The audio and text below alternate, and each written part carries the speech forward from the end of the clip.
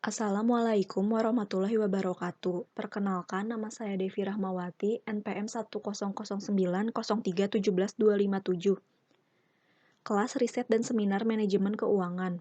Di sini saya akan mempresentasikan proposal yang berjudul Pengaruh Tingkat Inflasi, Jumlah Kantor, bagi hasil terhadap deposito mudorobah pada Bank Umum Syariah di Indonesia tahun 2015 sampai 2019. Latar belakang.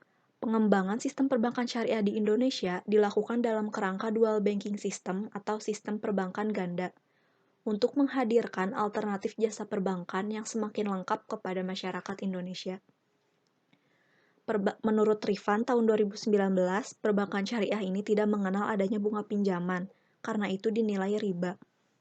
Sehingga dalam operasionalnya, perbankan syariah menerapkan sistem bagi hasil atau nisbah, di mana prosesnya sama-sama diketahui dan disetujui oleh pihak bank maupun nasabah pada saat akad ditandatangani.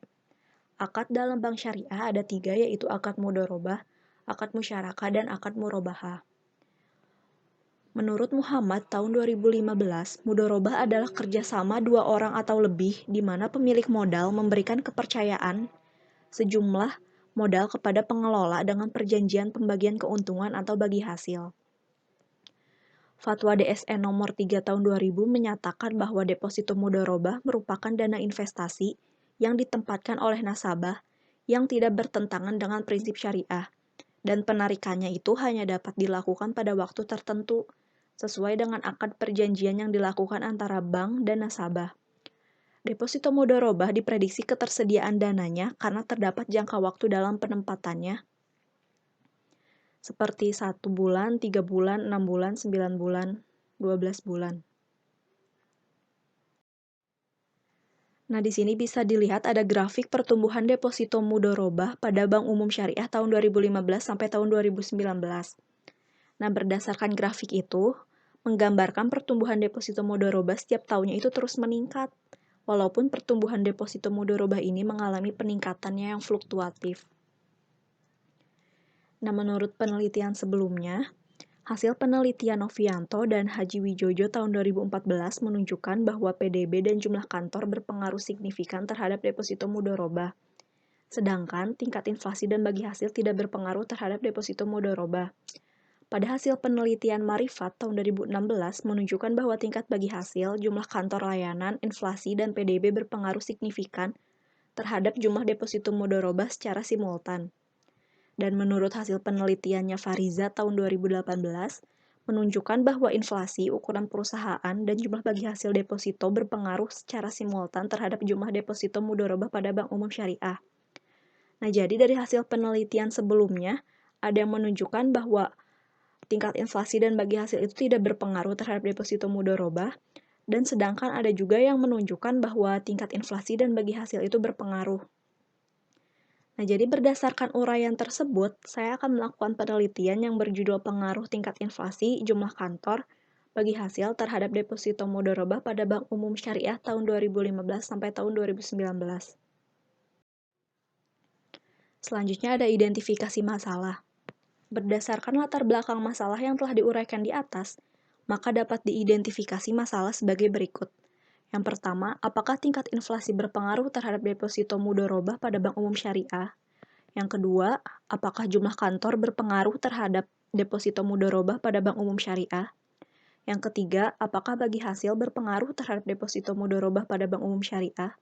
Yang keempat, apakah tingkat inflasi, jumlah kantor, dan bagi hasil berpengaruh terhadap deposito mudorobah pada Bank Umum Syariah? Lalu tujuan penelitian. Berdasarkan rumusan masalah yang telah diuraikan di atas, maka tujuan yang ingin dicapai dari penelitian yaitu menganalisis apa saja yang tadi sudah dijelaskan di identifikasi masalah.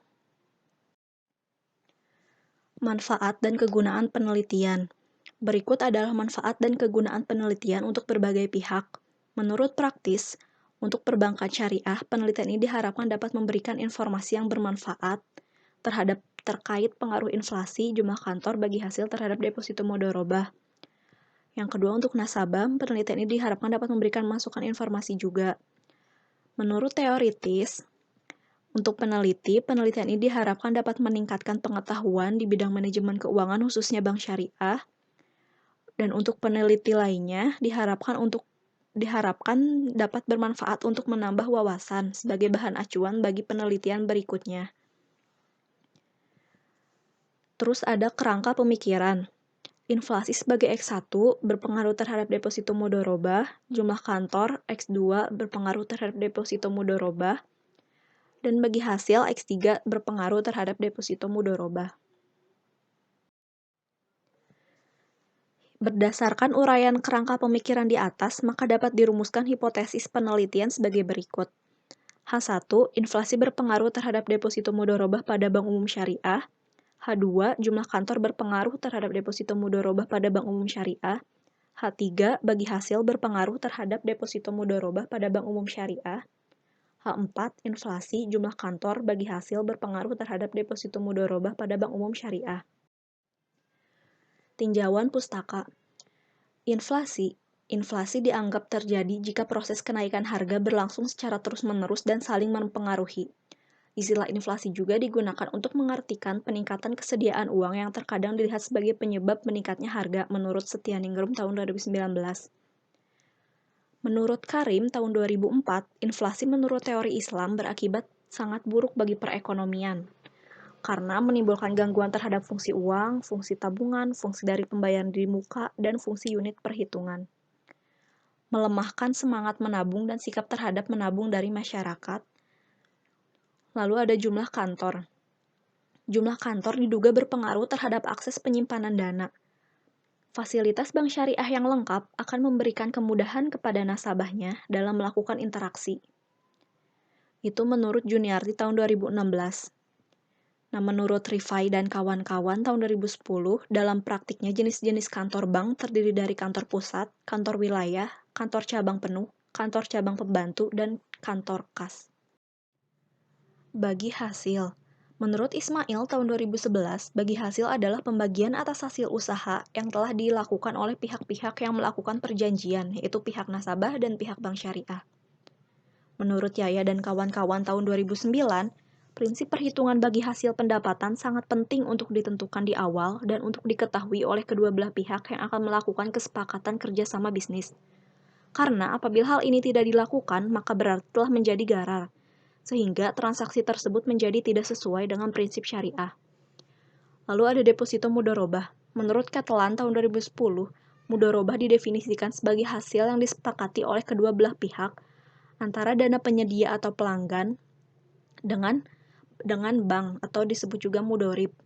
Mekanisme tersebut terdiri bahwa bank bertindak sebagai pengelola, dana dimiliki oleh nasabah yang dikumpulkan di berbagai proyek untuk dikelola sebagai pembiayaan pelanggan lainnya. Menurut Andri tahun 2017, deposito mudorobah adalah investasi dana berdasarkan akad mudorobah yang penarikannya hanya dapat dilakukan pada waktu tertentu berdasarkan akad antara nasabah dan bank syariah. Lalu ada metode penelitian. Jenis penelitian ini menggunakan metode penelitian kuantitatif. Data penelitian ini menggunakan data sekunder, yaitu laporan keuangan triwulan dari situs masing-masing bank maupun data statistik perbankan syariah pada situs OJK pada tahun 2015 sampai tahun 2019. Subjek dan objek penelitian. Subjek penelitian ini yaitu Bank Umum Syariah di Indonesia pada tahun 2015 sampai 2019. Sementara objek penelitian ini yaitu inflasi, jumlah kantor, bagi hasil, dan deposito mudorobah. Operasionalisasi variabel. Variabel dependennya yaitu deposito mudorobah, dan variabel independennya inflasi, jumlah kantor, dan bagi hasil. Populasi dan sampel. Populasi penelitian ini adalah Bank Umum Syariah dari tahun 2015 sampai tahun 2019. Terdapat 14 Bank Umum Syariah di Indonesia yang bisa dilihat di slide. Kemudian, sampel yang dipilih berdasarkan kriterianya itu sebagai berikut. Yang pertama, Bank Umum Syariah yang terdaftar di Bank Indonesia pada tahun 2015 sampai tahun 2019. Dan Bank Umum Syariah yang menerbitkan laporan triwulan 1 sampai 4 tahun 2015 sampai 2019 yang dapat diakses dari website masing-masing bank. Yang terakhir ada alat analisis statistik. Menggunakan analisis deskriptif, analisis regresi berganda, pengujian hipotesisnya dengan uji T, uji F, dan uji koefisien determinasi.